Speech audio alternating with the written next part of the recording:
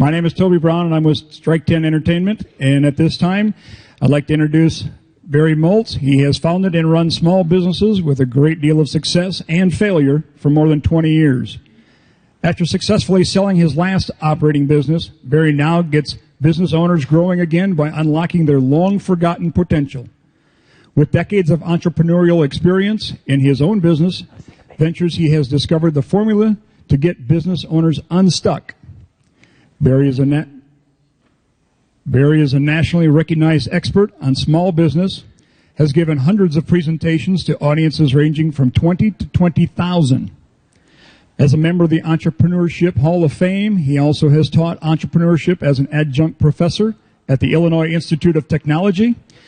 He has appeared on many TV and radio programs and is a frequent guest on MSNBC's Your Business, CNBC's The Big Idea with Donnie Deutsch, and NPR. He is weekly contributor to the American Express Open Forum and Forbes. Please welcome back and give a warm welcome, Bowl Expo welcome to Mr. Barry Moltz. Thanks, Toby. Okay, perfect. Okay. We still have some seats up here that aren't taken. So, would anybody like a $5 chip for sitting? Anybody interested in sitting here? Anybody interested? No. Anybody interested in sitting here? Well, come on up. Bring all your stuff. Sure, I got another one. We got also this whole bag full of money here. Here you go. Here's another one here. You want to sit here? Here you go. Remember, 20% of whatever you win is mine. Okay? Don't be. There's no embarrassment making money, is there? Here we go. Oh, but here, but I need people around me. Who else would like? Anybody like to sit here? Anybody like to sit here? Nobody? No, you like to sit here? Okay, here we go. Put it on red and what? Double it? Yeah, put on red and double. Let's go. There we go. Okay, anybody like to sit next to this beautiful woman here? You would. It's Erica. She's from Minnesota. All right. Thank you. That's nice. Who would like to sit next to this very handsome young man? I will. Anybody like to sit next here? Nobody? Let's sit next to this very handsome young man. What about for $10? Who likes to sit next to this very handsome young? Oh, here we go.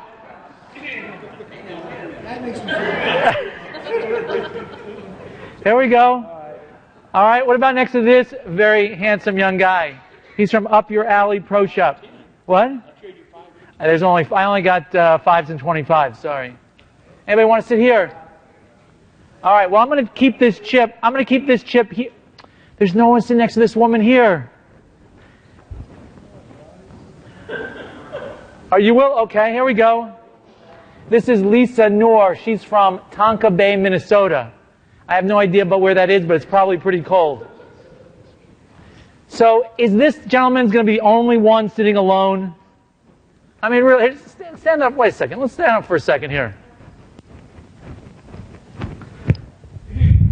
Tell us your name and everything. Let's see. Let's turn this thing on here. On. Okay, stand up here for a second. All right. So, tell us your name.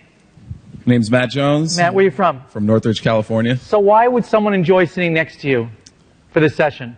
Because I'm a pretty funny guy. He's a very funny guy. Anybody interested? All right, here we go. Give her a round of applause. Here we go. Matt, you sold yourself.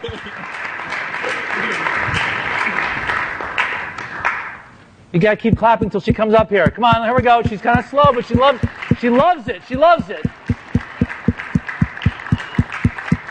Keep going, keep going, keep going.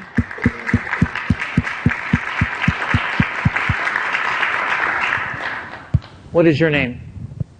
Dina Fink. Dina Fink, and she's from California, so there you go. So the reason I do this, keep in mind, what are we talking about today? Motivation, okay? So keep an idea of how money motivates people and how money doesn't motivate people, all right? So just kind of keep that in mind. So welcome. Little theater in the round here.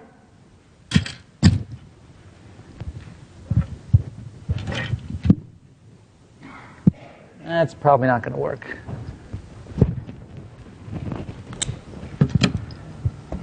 So Toby, thanks for the introduction. You can leave. It's okay. We're all set. They're safe with me. So let me tell you a little about myself. I've had 3 businesses over the last 25 years. The first business went out of business. The second business, I was kicked out by my 2 partners about 2 weeks before my first son was born. And the third business actually started 2 weeks after my first son was born. And fortunately, in July of 1999, I was able to sell that business. I was able to pay back the bank the $1.3 million I owed them. And my wife tells me I got her back just about the same time. So we're talking today about how to really motivate people. Welcome. Plenty of good seats still in the back. Did you want me to start over? I've had 3 businesses over the last 20 years. How come you're late? I'm sorry, I couldn't hear you. Ah, you're in the bowling, okay. And she's from Baltimore, right? It's not late there, right? So we're talking about how do you really motivate your team, your staff. And this presentation is not a lot of data. It's not a lot of fluff. It's based on my experience of running businesses over the years, and also this is the 3rd year that I was invited back to speak at Bowl Expo. So there's not going to be a lot of fluff, although marshmallow fluff is my drug of choice when things get bad. Anybody else like marshmallow fluff? Yeah, me too. So in order to motivate your folks, things have to change at your center. And the way they have to change is you have to get outside of your comfort zone. Because as the slide says, that's not where the magic happens. You go to your center every single day and you do the same thing over and over and over again, and somehow, some way, you expect to get different results, right?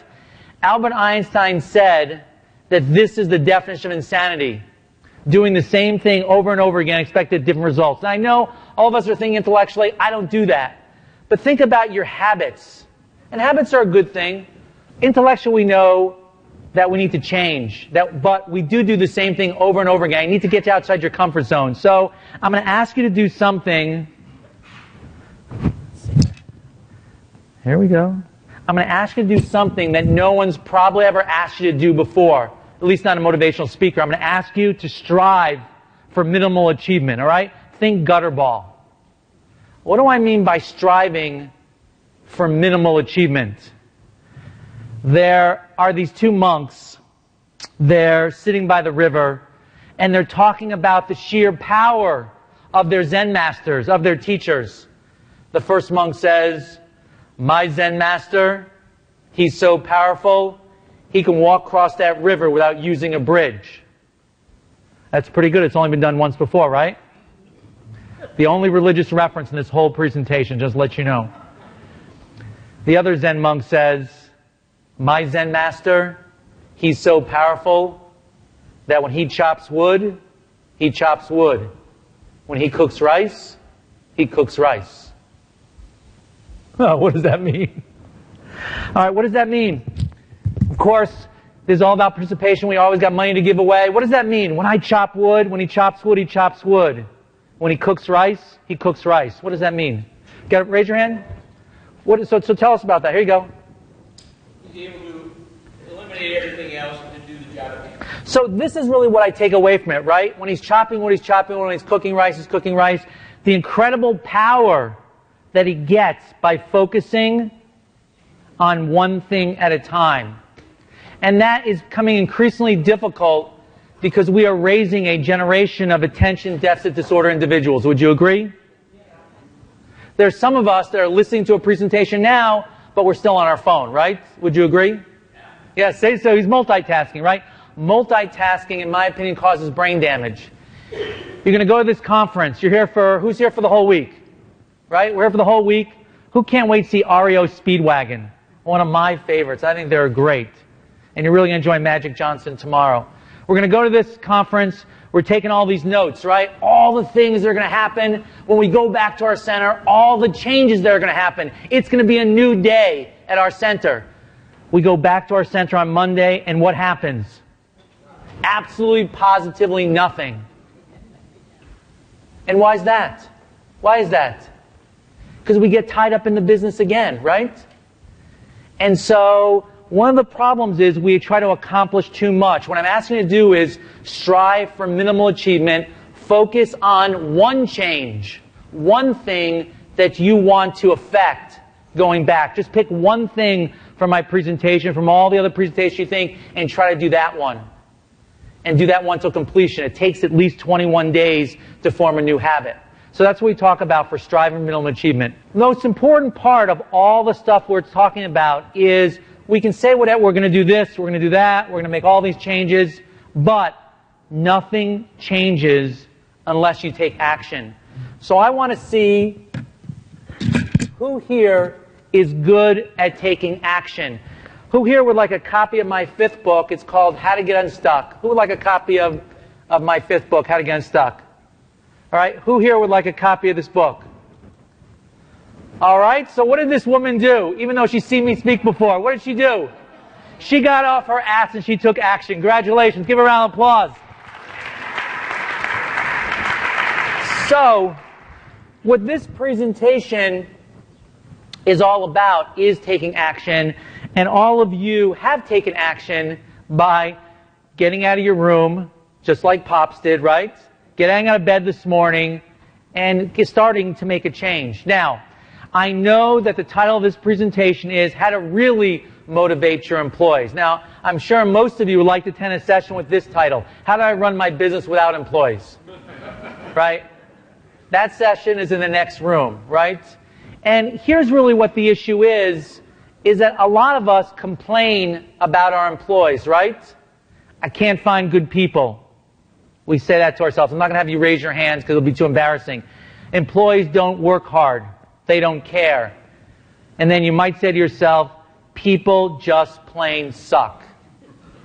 Right? Has anybody ever said those things to themselves, right? We do. You proudly say those, right? People suck, right? Right. I do, right? I do. So we're pointing fingers at our staff. If you can't find good people, if they don't work hard, if they don't care, if they just suck, whose responsibility is that? It's his responsibility. Okay, so for all the centers, it's his responsibility, right? No, it's our responsibility. Because we need employees. What's the theme of this conference? What's the theme? Unlock your potential. There's no way you're going to unlock your potential unless you're able to leverage your staff, your team members, your employees. Because running a center, running a business, is not a solo sport. The only way you find leverage in a company is to have employees do the work for you. If you have leverage, you have a company. If you don't have leverage, all you do is have a job. And how can you tell whether you have a job or a company? If you can go on vacation, if you can come to Bowl Expo and still make money at your center, you've got a company. If you're building value, if someday you want to sell your center, and it's not about you, you have value. Who here's center is still open while they're here? Right? So you're making money, so you all have businesses, right? Now, this is the first quiz we're going to do. And this session has to be very participatory because I'm going to tell you from my experience what the best way is to motivate your team. But I want to hear and I want to learn from all of you what's the best way that you found to motivate your team. But I want you to pick one here. Which is the best way to motivate your team? I don't want to try to game the system. Don't think about what the best answer is, but truly pick the one that you think is right. Is it higher wages? Is it praise from your boss and coworkers? Is it working towards common goals? Is it fear from your your boss or your spouse? I should probably say fear from my spouse is probably the most motivating thing that there really is out there, right? So think about it for a second. Who here thinks that higher wages is the best way to motivate your team? Raise your hand. Nobody? Not a single person? Oh, one person, okay? Okay? We hope not. Well, I have to tell you, if you could just pay people more and they perform better, that would be the easiest solution around. Because then all it is about money. Here you go. All it is just about money, right? I'm just hoping no one in the back answers the question, because I don't think I got the reach for it. So, we have one person for money. Anybody else? Okay. What about praise from boss and coworkers? All right. Well, we got a lot of folks. All right. As you raise your hand, think about the last time you praised a member of your team or a coworker. All right. What about working towards a common goal? Think about the last time you articulated what the goal of your center was. Fear from a boss or a spouse. All right? Just me? She's right there? I will tell you that typically no one raised their hand here, but I bet some of you do run your center based on fear. And I'll talk to you about how that really works. So, before I tell you exactly how to do all this, motivating people, we're going to do a little quiz. This is my Motivating People Special Bowl Expo quiz, and I need one man and one woman to play our game. The prize is a copy of my 5th book called How Do You Get Unstuck? I need one man, one woman. Who would like to play? You would, sir? All right, give him a round of applause. Welcome up to the stage. Okay. Sir, welcome. That's a nifty jacket you got on. Did you want me to start over? All right, I need a lady. All right, come on, welcome up on stage here. I'm sorry? Oh, I'm sorry. Okay, why don't you come up too? We'll come up too. You guys can be a team. Come on. Give her both a round of applause. All right, Richard, do you want to help? All right, one more guy to help out Richard. I've never done this with 4 people before, so this is going to be interesting, especially in the round. This gentleman right here? All right, come on up, come on up. This is what happens when you come here late. Come on, give him a round of applause here.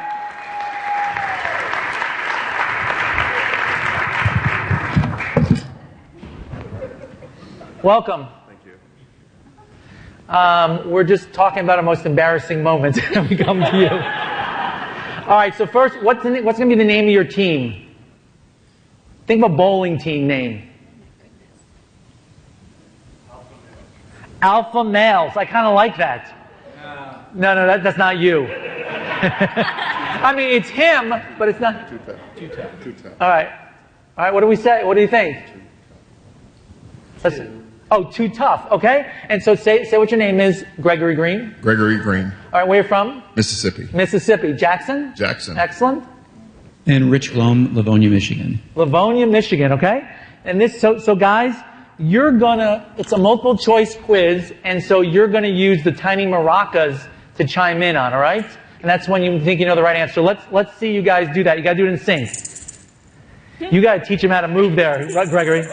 No, come on. Let's get going.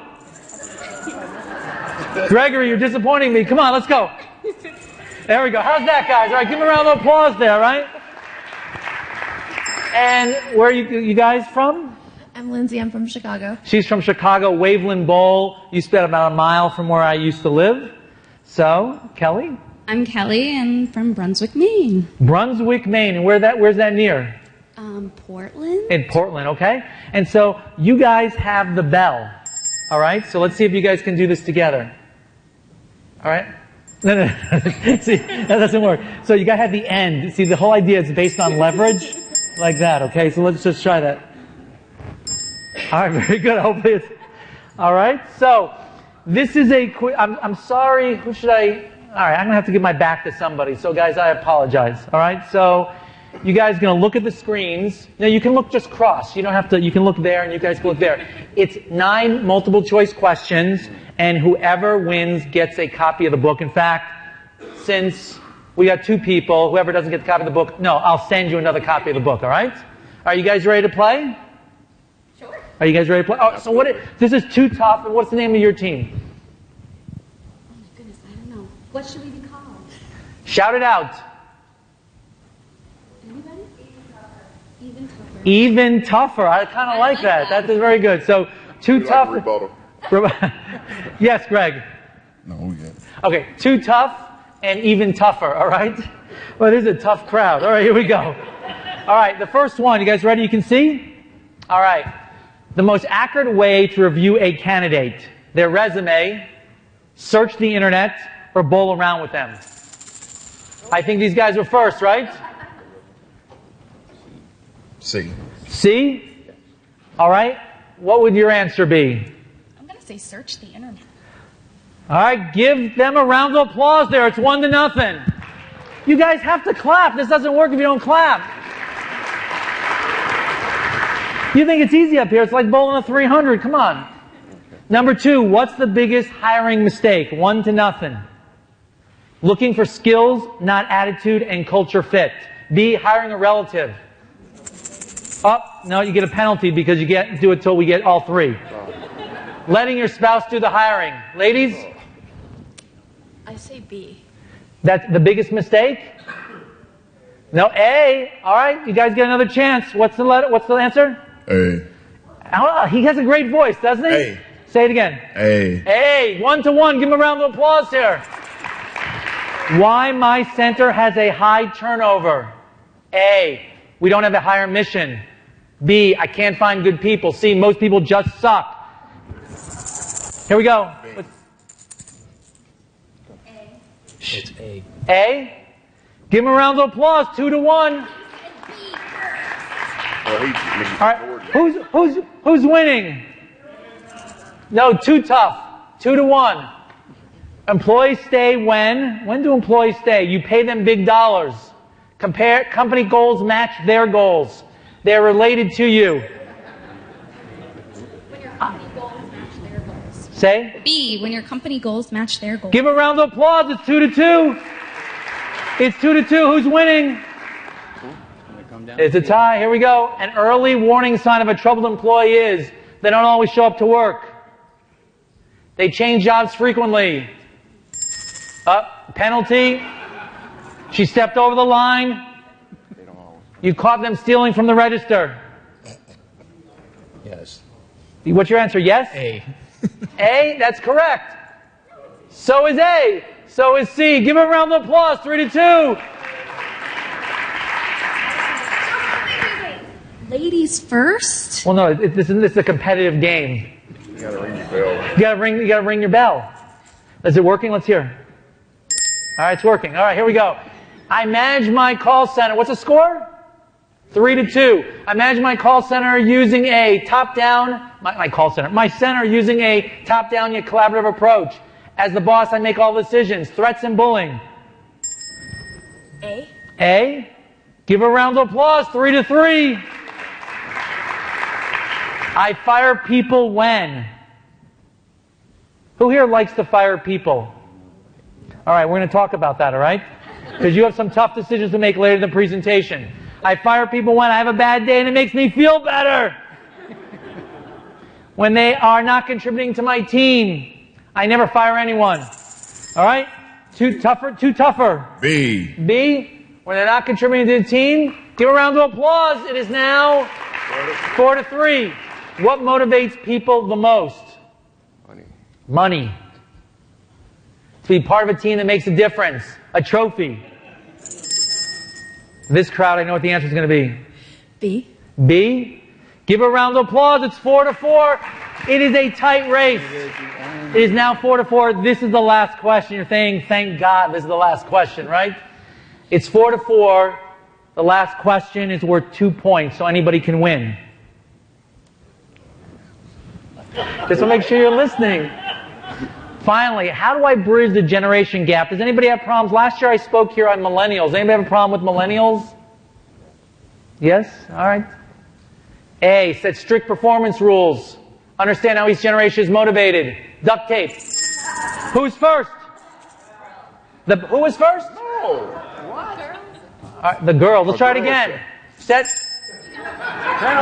Penalty. Who's first? Understanding how each generation is motivated. Yes. Give them a round of applause. The guys win. Guys, thanks so much. Here, just at the end, give me your address, and I'll send you another book, all right? I need the other... Yeah, no, you can't take that. All right, give them a round of applause. It was really great. Thank you, guys. Thank you so much. People, they were not motivated. What were they motivated by to come up on stage, right? They're not motivated by the book, especially if they would have read the book. They're definitely not motivated by it, right? They're not motivated by money or a prize. People are motivated by having fun and being part of a competition. So just keep that in mind. Another reason why we do this, right? I remember when I was working for IBM, a very large corporation, we had all these motivational posters that were around the office. Anybody still have these motivational posters around? Anybody see them around? Right? Do these work? No, these don't work. Now this poster does work. Mistakes. It could be that the purpose of your life is only to serve as a warning to others. I thought that was funny. No, okay. So where does motivation start? It starts with your culture. Every center here has some kind of culture. The question is, what exactly is culture? How many people are going to go see Tony Hsieh? Well, he may not be there, but are going to go to Zappos, right? So the question is, what do you think, what is culture? And if you can't answer that question, what is the culture of Zappos? So let's have some hands here. And again, this doesn't only work so you participate. What is culture? Or if you can't answer that question, what do you think the culture you're going to find at Zappos? Well, no, just raise your hand. We'll get you on. Okay, so culture is teamwork. Talk about that for a second. When you get a lot of people pulling together in the same direction, you get a lot accomplished. And we're going to go to see the tour this afternoon. I'm looking forward to it. But apparently they've got quite a culture of all of them working together for a common goal. And how do you accomplish that culture? Because it's one thing to say that we want to have teamwork. It's another thing to actually have a culture that fosters teamwork. It has to come from the top, always. Okay, and what does the leader like you do to foster teamwork? You participate and get everybody else involved and listen to what they're doing or saying and take it into account. Whether you accept it or not, they've been listened to. All right, give them a round of applause there. Okay, so what is your name, sir? Mark said a couple of things. Gets everyone involved. Okay, so keep that in mind. Who else? What is culture? What's the culture at your place? Here we go. What is culture? Culture, as they say in New York. Scott? Yes. Culture's a top-down attitude. It basically starts, whether it starts from the proprietor or the general manager, either way, but it's how you relate to your employees below you and how you treat them and their opinions. One of the culture changes that I shifted to when I took over is basically I'm a solutions-driven person. We know our center has problems, but griping about the problem doesn't solve the problem. But if you have a solution, I'm always willing to listen to it. Whether I take your solution or not, like the gentleman said, there's probably part of that is going to be part of the solution, so I am listening to you. So top-down. Great. Give him a round of applause. So one of the things that Mark said... Sorry? I was talking about Mark. No, Scott.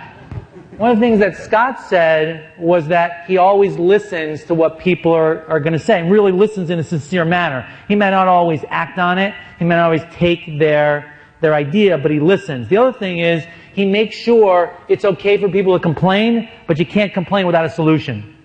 Who else has a culture about their center? One of the people sitting up front, she's going to double down here. How's been sitting next to this one? Pretty nice? Yeah, that's fine. She's great. All right. Did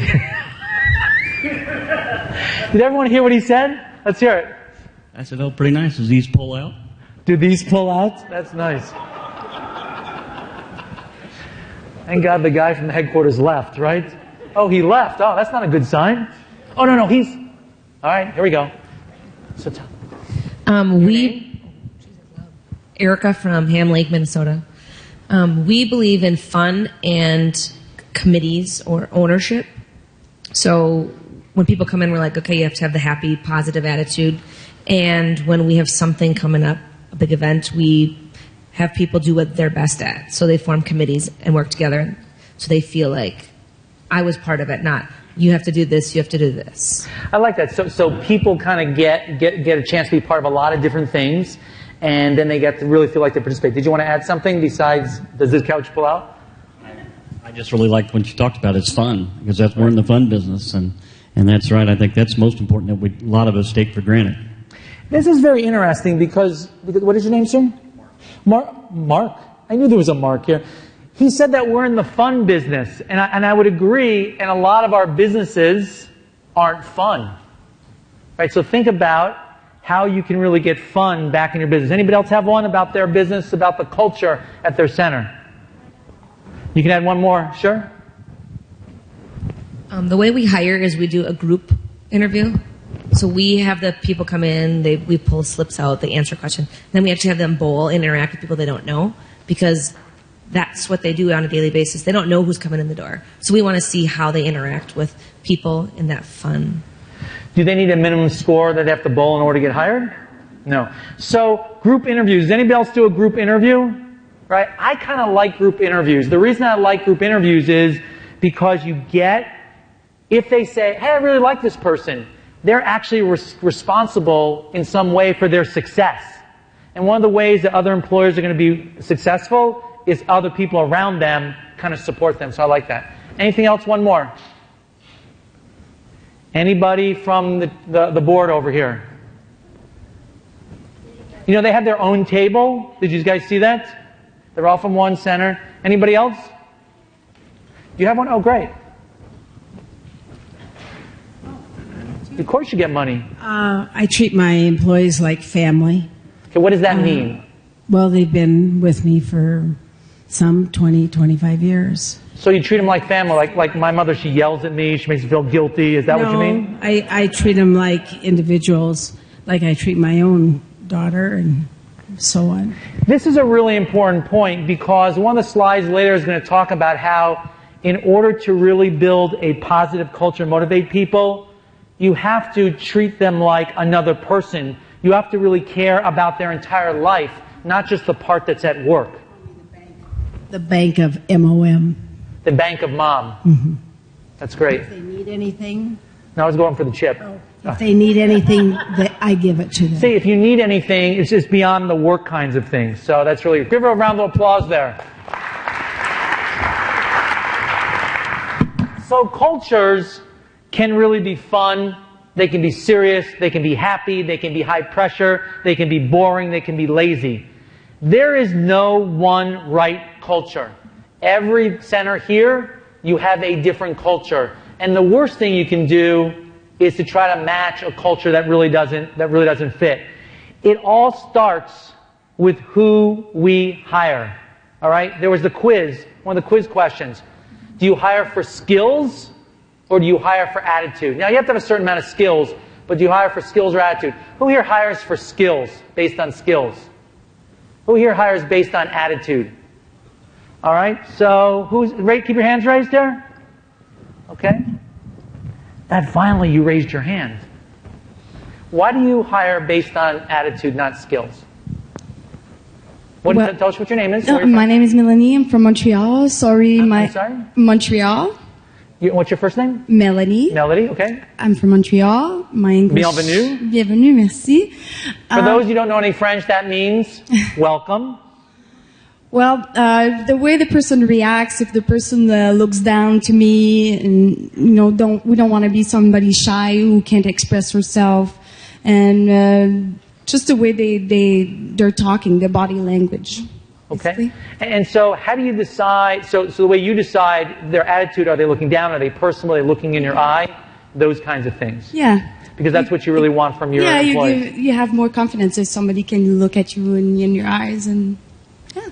That's great. All right, give her a round of applause there. So, how do you like being at the Paris? I stay here, but a few years ago we slept here, but we're not at this hotel. Did you have a room? Yeah, we have a room. Oh, okay. I just wasn't quite sure. You said you slept here. I wasn't quite sure. Quite sure. So if you have any questions about what any of the signs actually mean in English, you should talk to you, right? So again, you've got to hire for attitude. Skills can be taught, attitude can't. And so, just as she said, you have to think about the kind of attitude that you really want.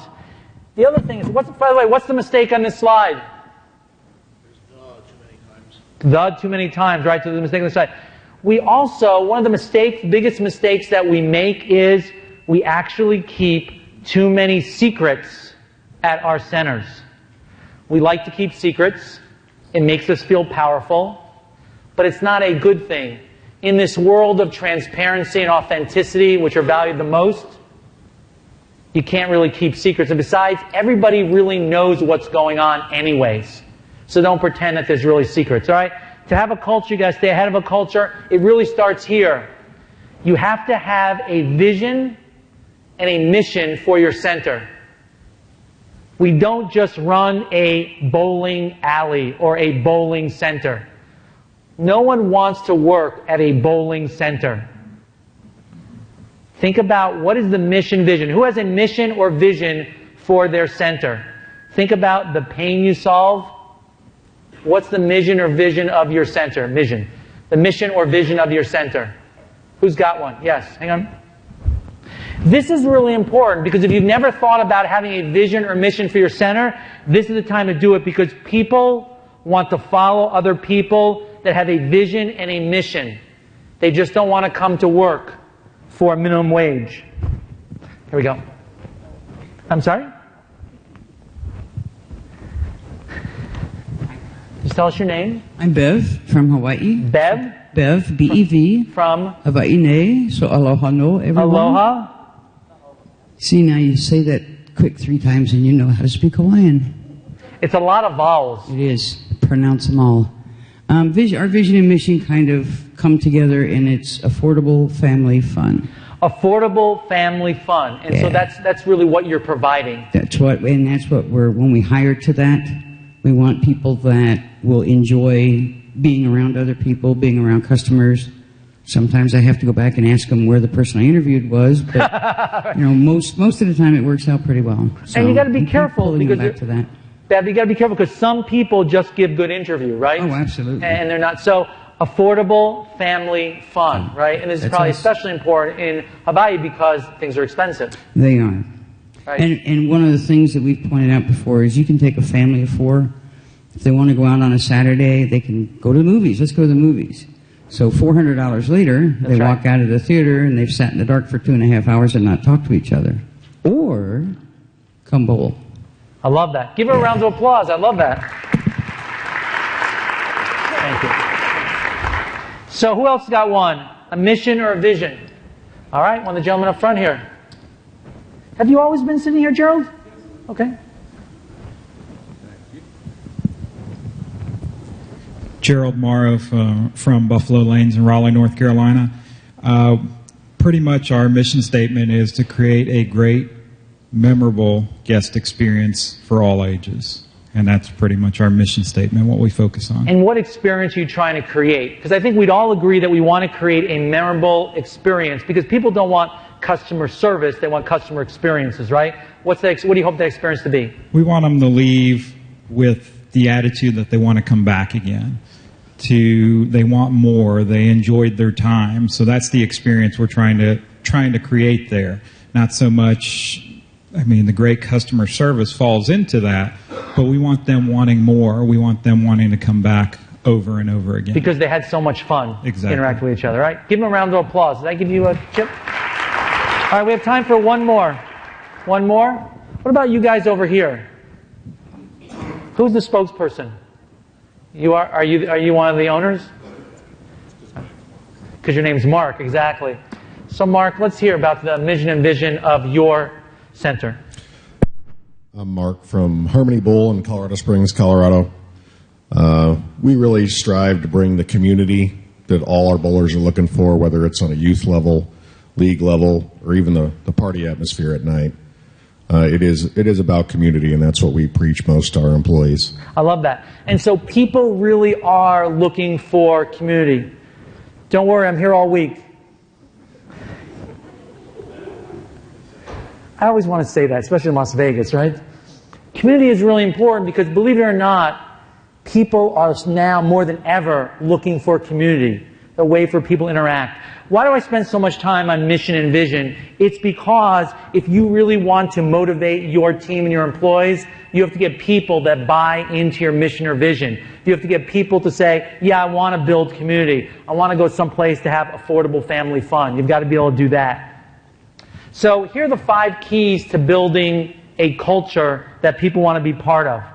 So the first one, it starts with you. We'll talk a little bit today is you can't have a culture without you. If you're not a fun person, you can't have a culture based around fun. If you're not a community-oriented person, you can't have a culture based around community. Go pick something else. If you're a serious person, you're probably going to have a serious culture unless you get other people in there to shape the culture for you. You've got to invest in your employees. It's like what my mother said over here, Mom, right? She invests in people by caring truly and caring about them. They're just not employees. Number 3, your customers are a big part of your culture. Why are your customers a big part of your culture? Anybody know? Raise anybody? Anybody? Yeah, hang on. Why are they a big part of your culture? Well, if you didn't have customers, you wouldn't have a business. Well, that's true.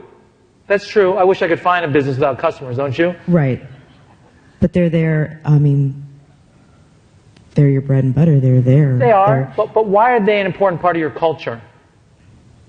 Okay, we got one more. Yeah. We got Mark back here. I know your name's not Mark. Hang on one second here. Brian. Scott. I know. Scott. Scott, Cupertino, California. Basically, because they're your word of mouth. They're going to be the ones who are spreading that fun, affordable, and everything Not quite else. the answer I was looking for. Why are they such an important part of your culture? Try one more try. Norris from Cabazon by Palm Springs. He says it very confidently and proudly, right? Yes. Palm Springs, yes. They set the environment that the employees have to work in. Right. If the customers are all negative and unfriendly, the staff's not going to have a good time and be friendly. Absolutely. You know, one of my friends, a guy named Michael Port, he says that there should be a red velvet rope policy around your business and only let the customers in that you want that are going to support your culture.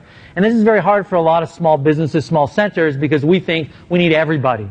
But if you let some destructive customers into your center, it can really affect your culture and also all the other customers that really are there. So Norris, thank you for that. Effective communications. We're going to talk about how effectively do you actually communicate with your team? How often do you communicate with your team? Do you actually have the critical conversation you need to have with them? And then as well, do you take time out to learn from others? And obviously you're all here at Bowl Expo, and that's really what you're doing. Having a great culture and motivating your employees requires a leadership shift. Just because you're the owner doesn't mean you're the boss. Think about who is really a leader at your business. It's not always the person that's the boss on paper. Who here can think of a leader at their business who's not the boss? You have one? All right, let's get this gentleman back here because we'll go past Scott here. Yes, sir, tell us your name. I'm Craig from San Mateo, California. And my biggest asset at my bowling center is my junior director. She motivates everybody. She's lively, she's happy, makes you feel like it's her bowling center. Makes it feel like it's her home. And how does she do that? As soon as you walk in the door, the biggest smile you ever see. Okay. And all the way to the end of their visit. And how do you motivate her to stay? Because I tell her every day how lucky I am to have her. Good. All right, give him a round of applause there.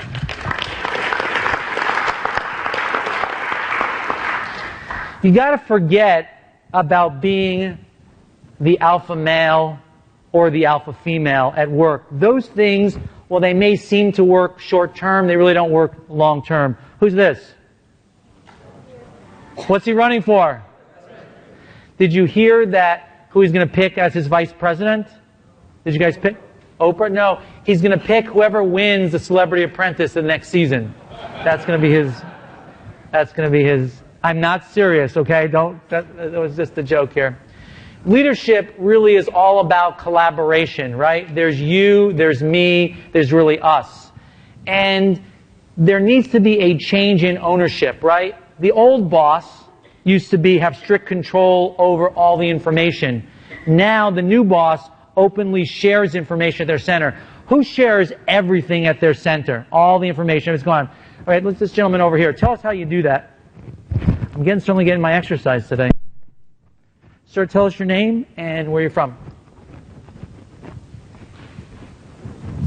My name's Jamie. I'm from Georgetown, Texas, just outside of Austin. You have the neatest handwriting I've ever seen in my life. Oh, thank you. That's incredible. Okay. He was an engineer. That's why.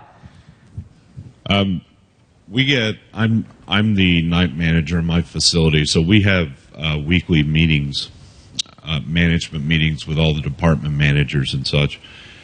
And so all of the information that we have from department to department is communicated to all of us.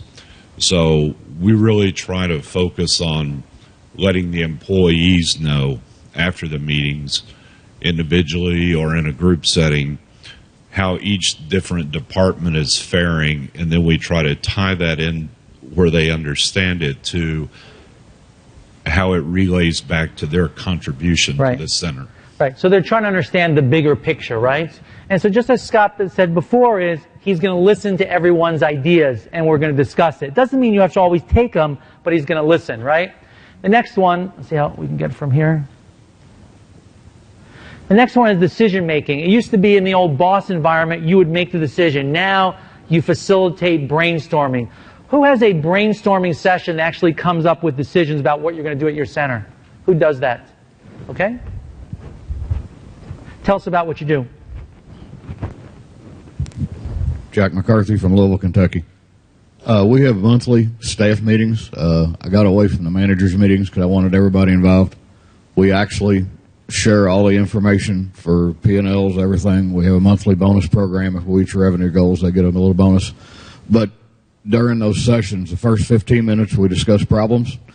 The next half an hour we brainstorm. And the last 15 minutes, we kind of decide what direction we're going for the next month. Okay, so you said something that was very interesting, which was, I'm not quite done with you yet.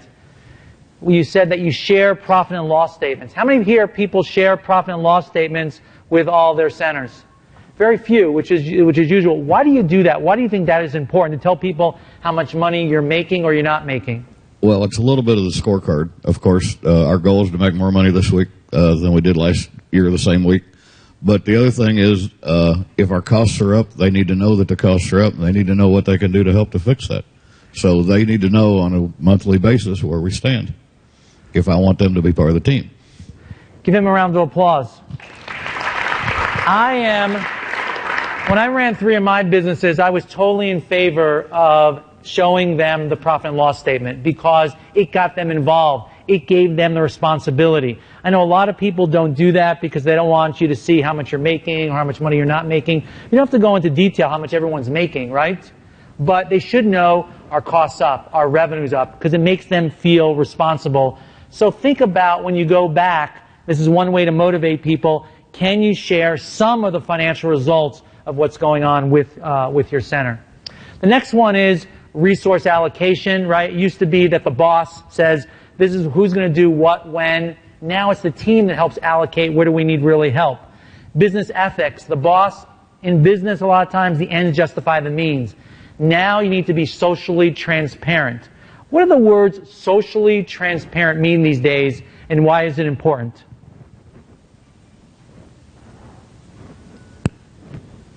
We haven't had any participation from this session except, of course, Too Tough. Why is it important to be socially transparent? What's the penalty of not being socially transparent today? Anybody?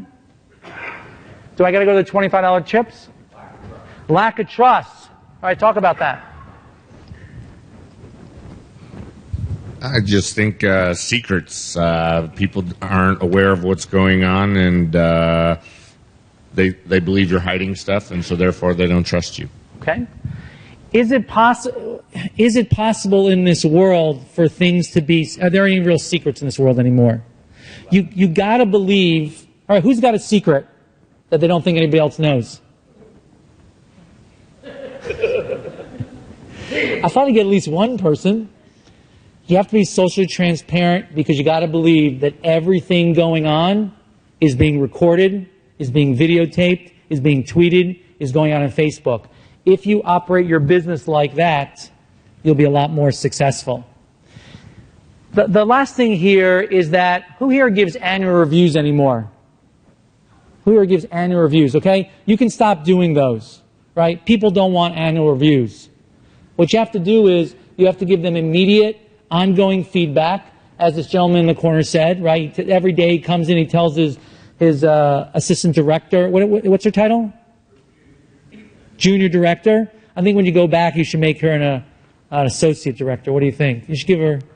So, you got to give them immediate feedback. It doesn't mean you don't sit down with them formally once a month or once a quarter, write something down, but people want to know how they're doing on an ongoing basis, right? This style of leadership now is called a beta style leadership. There's a great book out called by Dana Arty called The Fall of the Alphas, and it's a little bit more woo-woo, but it really does work more in the end. Remember, the golden rule for managing your business. Why do employees stay? They stay because when the company goals match their goals, they stay. What happens when their goals differ from the company goals? Right? They leave. They quit. So that's the important thing.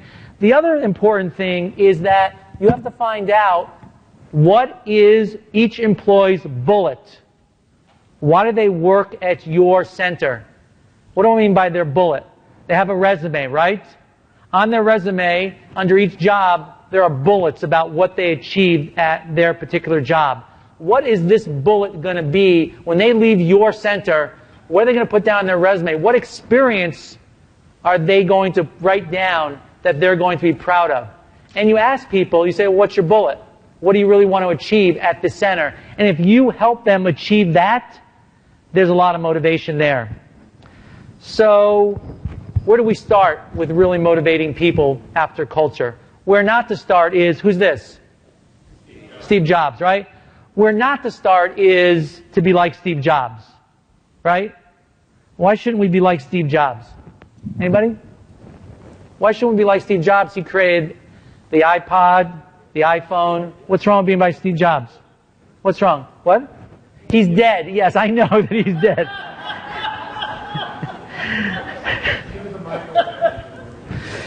Yes, that is true. Why else should we be like Steve Jobs? He had incredible success. Hang on. And report from the south side of the room. Thomas Haynes from Ice Lanes. He was a micromanager. He wanted to have control over every small detail in his company. There was nothing too small for him to get involved with. Right. And this is, thank you, Thomas. And this is hard because there's so many, I've so many articles about how I want to be like Steve Jobs. Don't be like Steve Jobs. Steve Jobs was 1 in a billion, right? He was successful despite his management style. So we don't want to start there. Where we want to start is, as Mom said over here, can I call you Mom? No, seriously, is that okay? So, Mom over here, actually care. Now, I know a lot of you will say, well, sure I care. But do you really care? Who here, I want an example of someone that really went above and beyond and really cared about an employee, about it. And this is from the guy that thinks people suck. He knows. A little early for drinking this morning, isn't it? Nelson Moody from Brunswick, Maine. I had an employee, he's a very good employee. He got into some financial trouble, had his car repossessed, and I bailed his car out, got him back, driving back and forth to work. My wife was wild. She said, kiss that money goodbye. And in about 3 weeks, he paid me back every nickel. Wow. Give him a round of applause. So everyone sucks except that guy. Right? So who else has a story about how they really show that they really cared? Because a lot of us, again, say we care, but do we really care? We have high school and college bowling in our area, pretty heavy. I hire a lot of the high school bowling kids while they're in high school. When they go on to college, most of them do, to bowl for other teams. Because I've been involved with BPA, I know a lot of you guys from across the country. I will call and try to find them jobs in the city that they're going to in the bowling industry. Wow. I figure if they're a good employee for me, it'd be good for somebody else too, but I try to help them out. Give them a round of applause. That's great. And again, this goes beyond the bottom line. What I mean actually caring is that you're going to get really nothing out of it. It doesn't benefit your center at all. That one from this section, besides the woman from Hawaii. No one else? All right, we'll have to hear from the woman from Hawaii.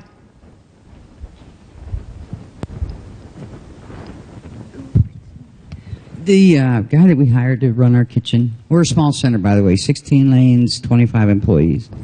In Hawaii, it's a very big thing. When a baby has a first birthday, you're expected to put on this humongous luau for your first baby. You serve spam? Is that Absolutely. Oh, spam musubi, big thing. Yeah.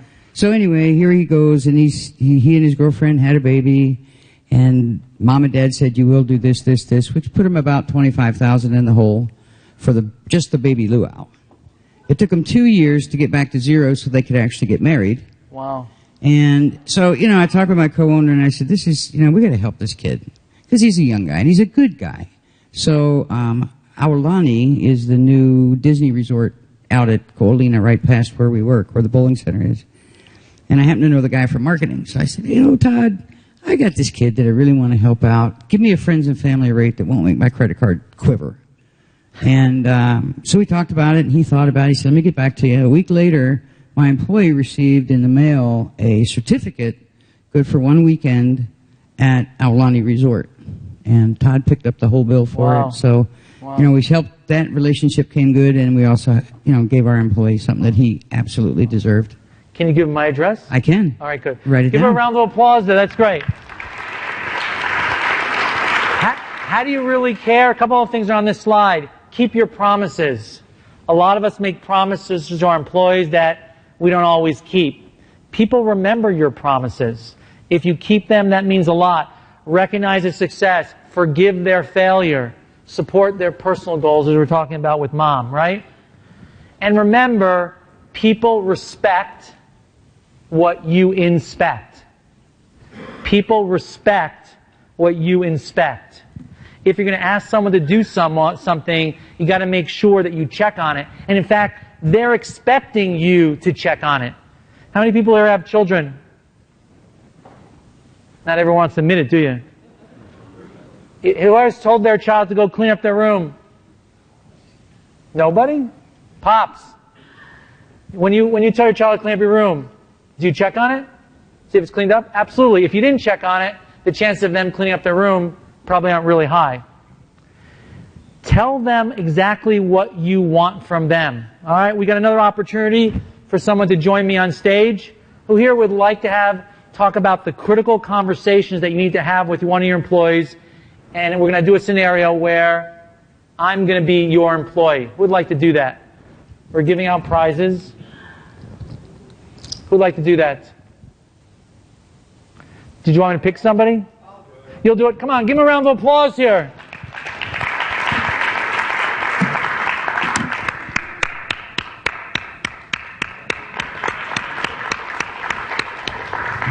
All right, Dennis, why don't you stand here?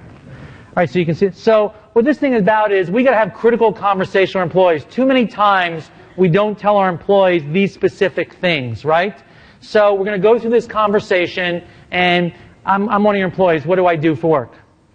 Well, you're going to run the front desk. I'm going to run the front desk, okay? What that entails is you're going to open up in the morning, get the money in the drawer, you're going to count it, make sure it's correct. Then when people come in, you're going to smile, you're going to greet them, you're going to ask them, what's your pleasure? You're going to do some bowling today, maybe shoot some pool. Then you're going to ask them if they need bowling shoes, what size shoes they need, how many lanes would they like, if they like bumpers. And you're going to remind them that we have specials today. so that nobody comes up with a big surprise when it's $150 when it's shown. Right, exactly. So he's telling me all the tasks that I really need to do, right?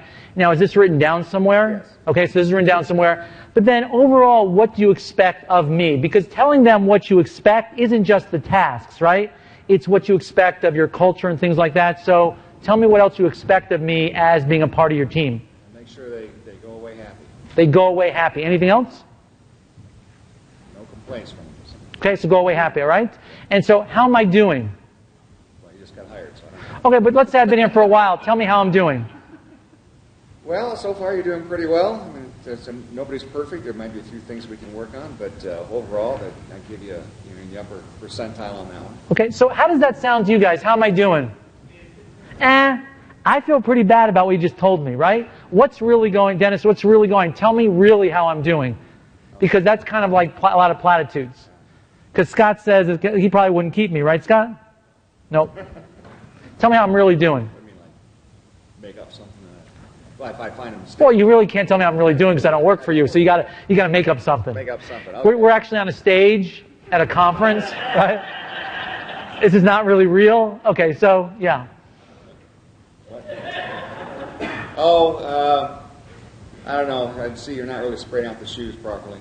Okay, and what's wrong with what I'm doing when I'm spreading out the shoes? Well, you're using a whole can of spray on 2 pairs of shoes. So okay, so I'm using too much, right? So the reason I'm doing that is because no one really showed me how to do it properly. Can you show me? Yeah, just take them. That's all the health department requires. Okay. Do I have to make the sound too? Yes, okay, I got it. That way I know what's doing. Okay. All right. So the key thing here is to tell people specifically how they're doing, and you got to be honest with them. A lot of people are surprised when they're let go, or they think they're going to be let go, and they're in no danger of being letting go. So if they come to work every day and be scared, that's not a good thing. If they come to work every day and they think they're doing a great job, that's not good either. So the other question I have for Dennis is, I like being behind the desk, but is there an opportunity to do something else at the center? Yes. What else could I do? What would you like to do? I think I would really like to be the bartender. Oh, the bartender? Okay. Well, I don't have any training, but I'd like to be the bartender. No training, no license, nothing. It would be nice. No, you don't need a license. Okay, great. Yeah. Great. It's okay, I'm 20. If you want to work in the bar and you're really serious about it, we could try you on a few slow days, get you some training, and see if it's a good fit for you. Pretty much you can start, I think, Monday. There's a small week coming in. I'll put you in there with the bartender and just give you a trial run. So who here does job rotations and cross-training? Right? Really, really important. Very important because it's really, Mom, why is it important?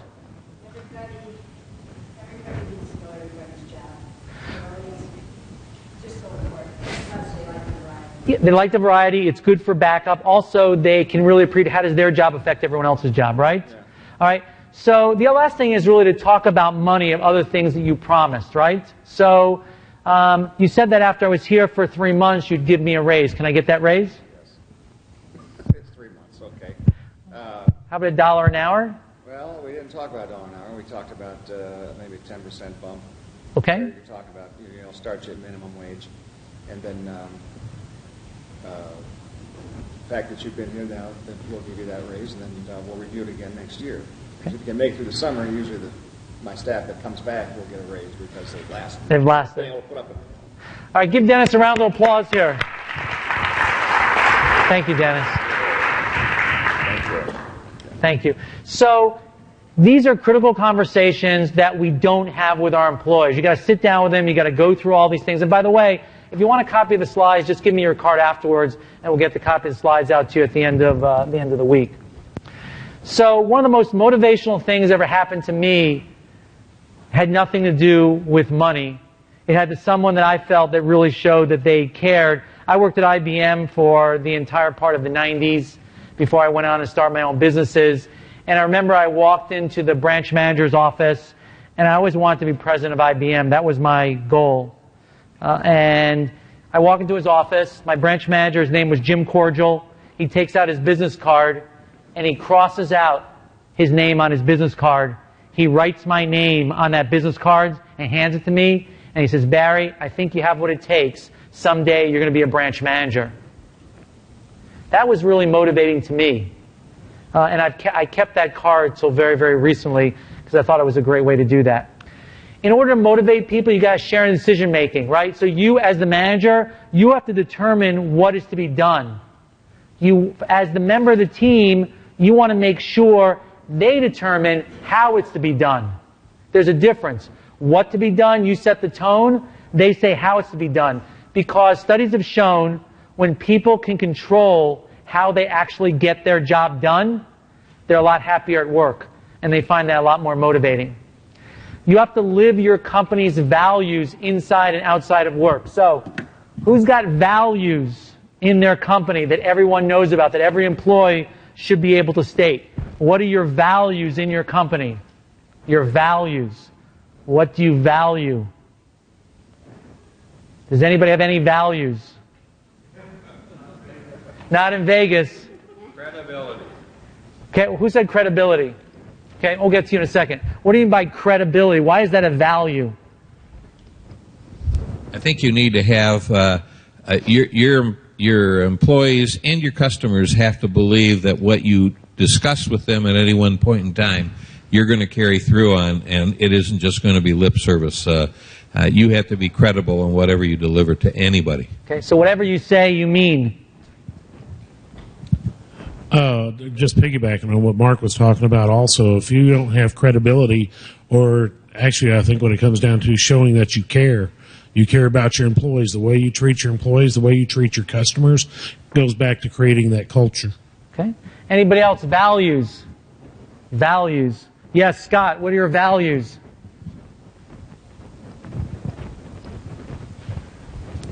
As a manager, there is no job that I won't do that I expect my employees to do. So part of my day usually is I will take a walk down the porter picking up papers and showing them that I care and that they should care as well. Right. Whatever your values are, you just can't pay lip service to it, right? You're talking about authenticity, about transparency. You can't say, well, it's good for you, it's not good enough for me. And it's even the appearances of breaking those values, right? There's this old joke that says that, the rabbi that keeps kosher, he can't even walk into the McDonald's to go to the bathroom because there might be the appearance that he's eating at McDonald's. And the same thing is really true if you're a business owner. It's really the appearance of it all, right? You also have to give your employees some way to blow off steam. Sometimes it can get to be a lot of pressure working in a company, working at a center. Who has an activity? How do they let people to blow off steam? We used to have a scream room at one of my offices where people would just go and just scream their heads off. Right? Who has an activity where let people blow off steam? Nobody? Yes. The guy, we'll go behind the guy where everybody sucks. Hang on.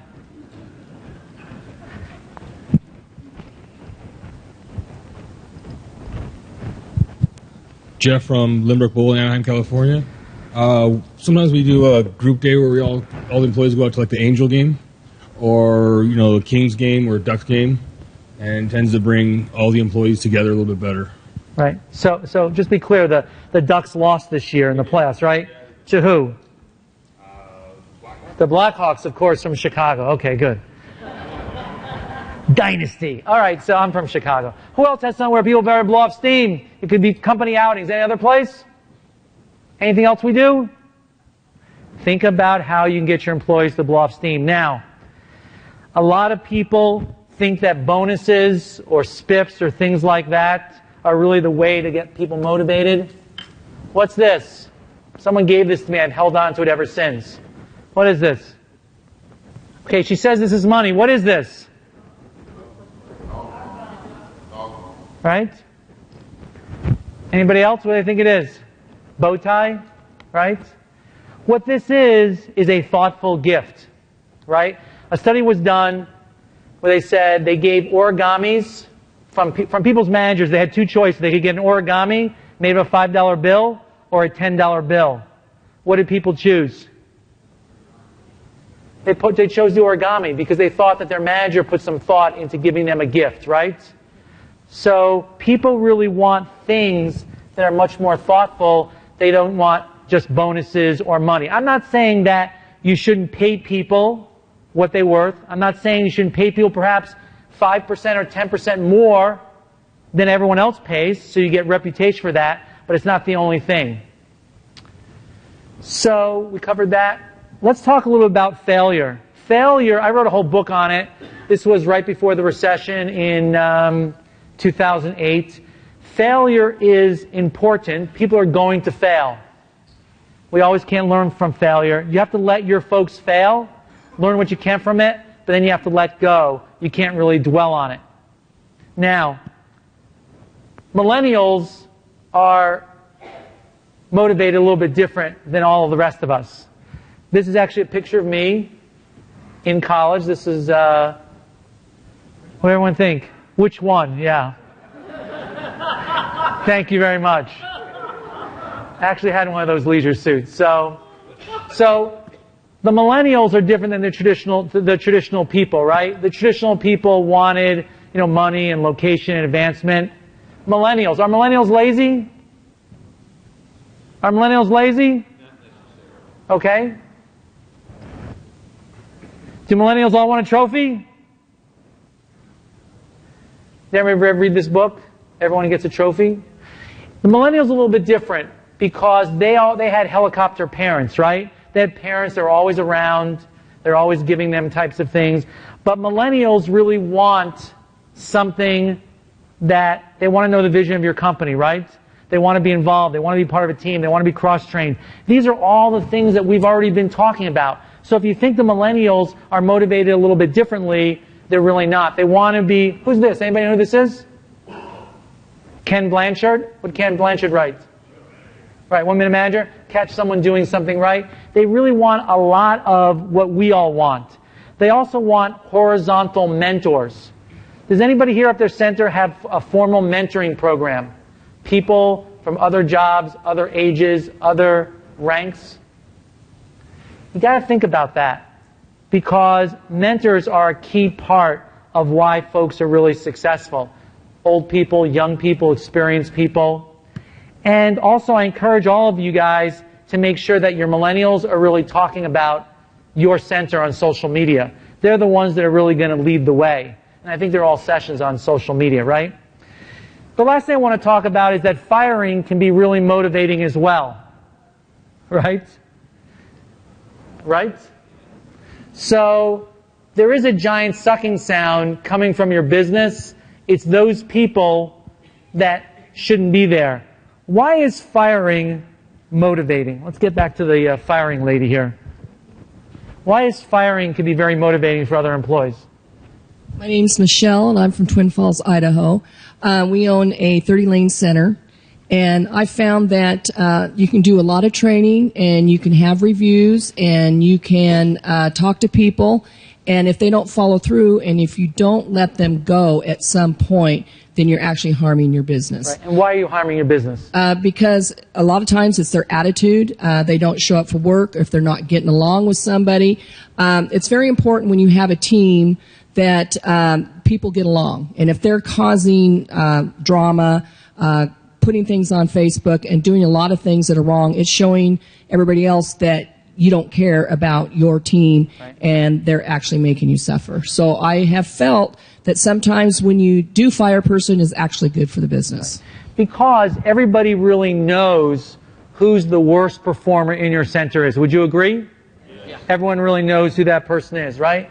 So I call this, how do you figure out who to fire? I call using a method called the cringe factor, and this slide was a lot funnier when most of these people were alive. But I love this one. It says, when there's not a single genuine body part between them. So, what's the cringe factor? All right? I want everyone to close your eyes, except you. I wouldn't trust him right over here, right? So, close your eyes, all right? Close your eyes. Think of the worst person at your center. Think of the worst person, your worst performing employee at your center. Now, the person's on vacation.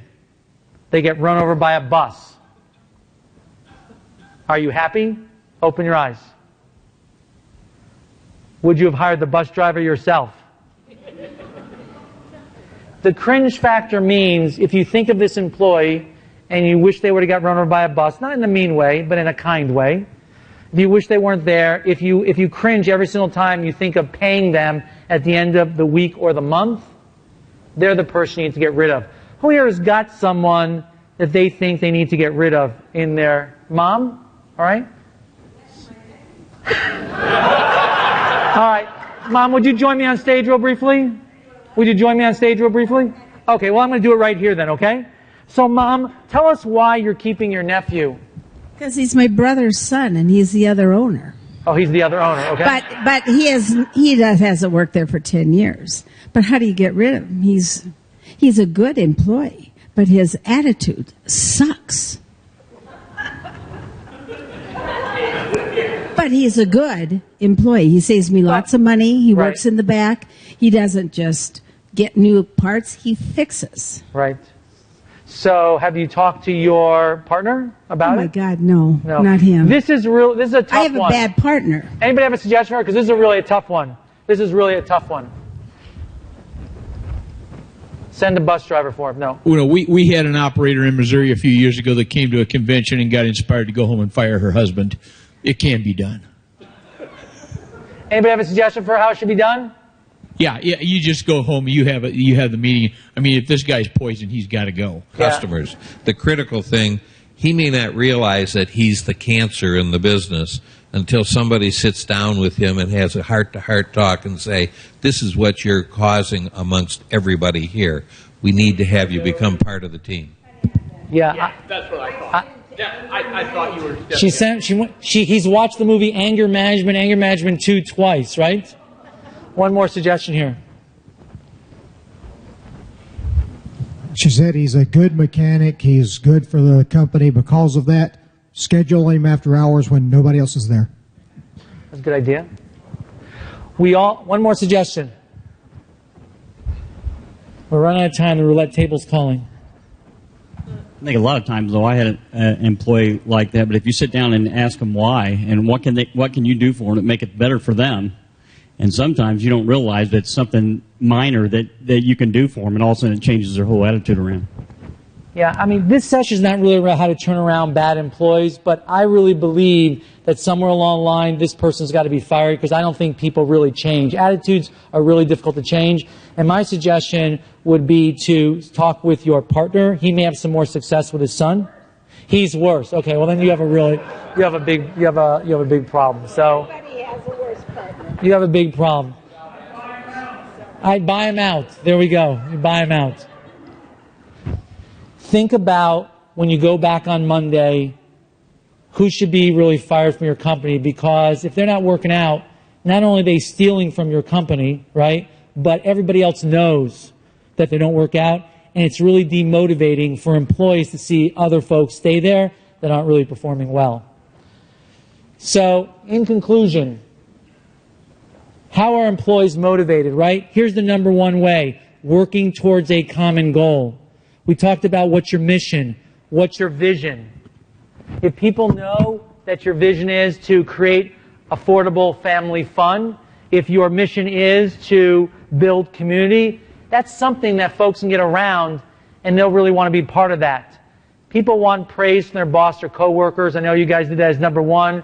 They do want higher wages. It's not last.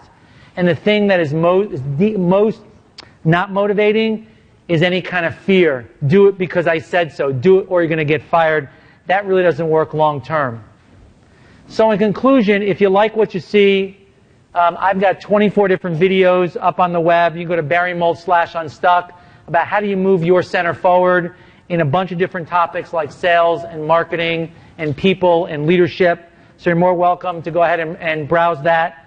Also, if you would like a copy of this presentation, then please give me your card afterwards. And my newest book that I have out that I gave, and I owe one more to another gentleman here. Just give me your email and your address. If you happen to get the book and you like it, since this is a word-of-mouth business, I sure would appreciate it if you'd post a very favorable review on Amazon.com. If you happen to read the book and you don't like it, I sure would appreciate it if you could just keep it to yourself. All right, thank you for having me. I appreciate it.